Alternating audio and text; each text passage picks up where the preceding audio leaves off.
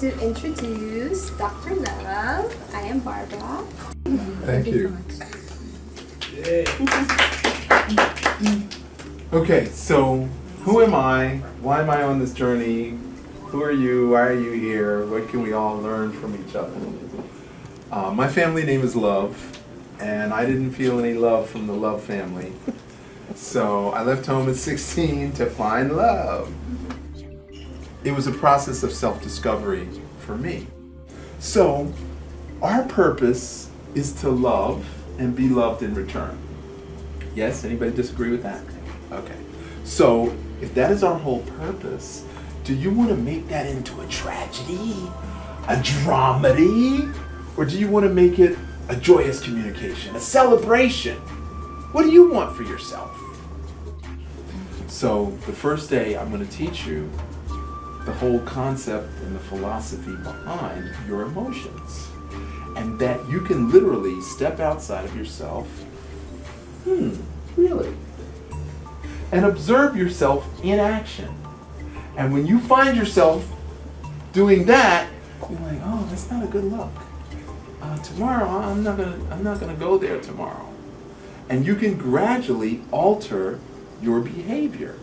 So your shame, blame, and guilt, your anger, avoidance, and addiction. Okay?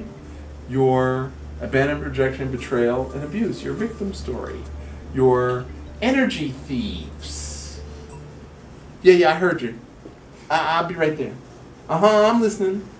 Yeah, okay. You're fully present, right? Okay, active listening. Okay? So we're going to teach you how to observe yourself. When you talk on the phone, you're going to look in the mirror. Every time you talk on the phone, and you're going to see a person that you've never seen before. Because you're so busy watching me react to you, you don't see you. Sound like fun? Then the next day, we're going to make it personal. We're going to actually look at ourselves, because I'm going to pair you up, and you're going to role play. And you're going to pretend to be somebody that maybe your grandmother, or your aunt, or maybe even your mother, or your sister. And as you role play, you'll see how easy it is for you to shift in and out of heart space. Okay? And then the next day, I'm going to teach you all the tools that you need to know to shift. Okay?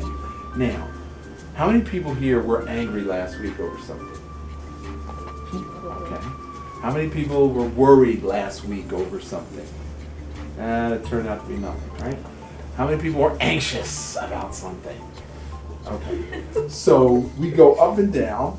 Anger, fear, worry. Anger, fear, worry. Anger, fear, worry. And so we flip back and forth between all these feelings. Okay? Now, does that color our experience? Does that color our food choices? Does that color us getting up to go out dancing? I don't want to go out now. I don't feel good. I don't stay home. My tummy hurts. And so we make up a story about how we don't feel good. And the funny thing is that if you have depression or anxiety, exercise is equally effective as drugs for both anxiety and depression. So if you feel depressed, you just throw the covers over your head and just say, screw it, I'll deal with it tomorrow, right? Is that not avoidance? But if you got out of bed and put your best clothes on and went outside and started dancing, you would feel better, wouldn't you? Okay? So I used to work on Wall Street. I was a commodities broker. I made a lot of money, but every once in a while, I would screw up and I wouldn't make any money. More importantly, I would lose my clients' money. And when you lose a client's money, like 50 grand or 25 grand, you feel really bad. So then I would beat myself up because I lost the client's money. Now, for the 3 weeks before that, I made that money.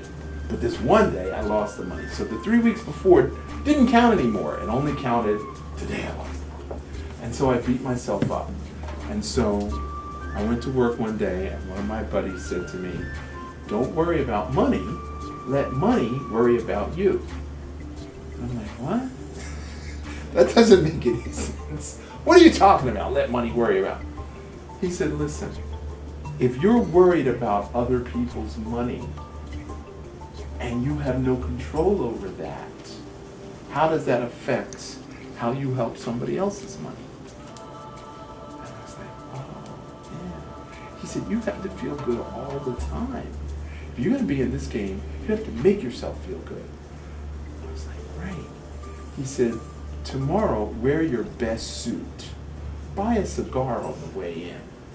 And for breakfast, have a shot of brandy. I was like, wow. Okay then. Now, of course, I don't do cigars or brandy anymore. But whenever I feel low, when I wake up, I put on my best clothes and I go to the mall.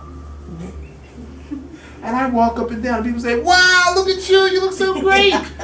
What's going on today? It must be something really important today. I said, yes, it is. Something really important is happening today. I'll tell you later. And in an hour or two, I feel like $1 million. And that's how easy it is good to shift. That's how easy it is for you to shift your energy.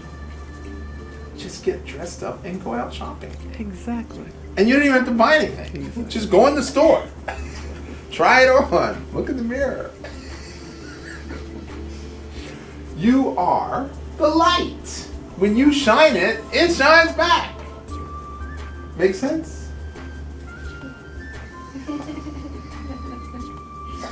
So, if I can give you these tools to shift your energy instantaneously. When we did the 5 animal dance, how long did that take? Oh gosh, that was the most wonderful thing. 10 minutes. 10-minute dance. That was it.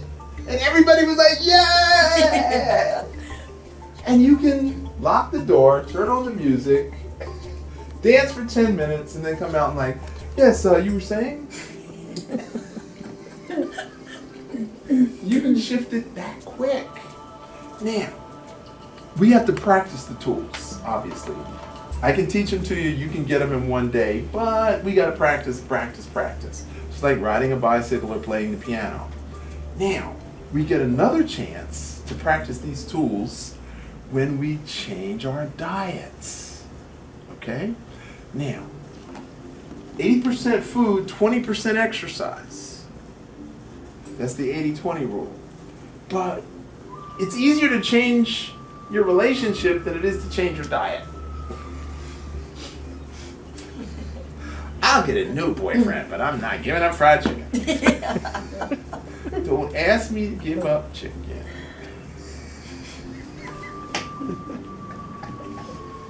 I went to one of these evangelical churches where the minister's on TV.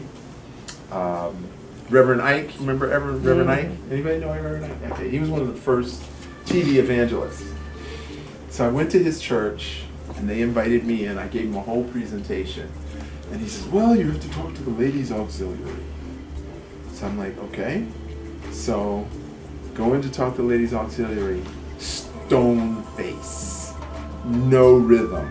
No expression. Neutral, dead energy. I said, I'm not changing your food. You're still going to have string beans. You're still going to have mac and cheese. You're just not going to fry it. You're not going to cook it in pork fat. You still can eat the food.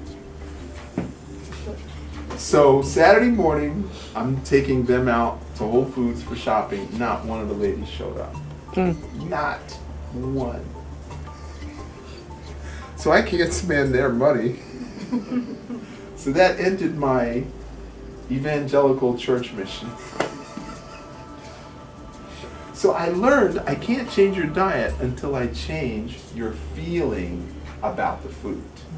And that's why we do emotional mastery first, and then we do the food therapy second. So somebody comes in front of me, and they're blame, guilt, shame, and then I'm like, okay, what did I do to magnetize this? I must have done something, otherwise it wouldn't be in my face. So let me open Okay, I'm listening. You have my attention. What is it that you need to express? And then the more they are, They don't have anyone to fight with. exactly, because I don't feed it. I just accept it. And once I accept it, then they run out of gas. Well, maybe I did it the wrong way. I'm sorry, I didn't mean to come off like that. So how many people are rigid and stiff and attached to wrong ideas that don't serve them? And how many people are flexible and loose and just go with the flow and make the adjustments so that everything works? So our objective is to find the happiness within. Please Okay. come in. And when you find the happiness within, then love walks in the door every time.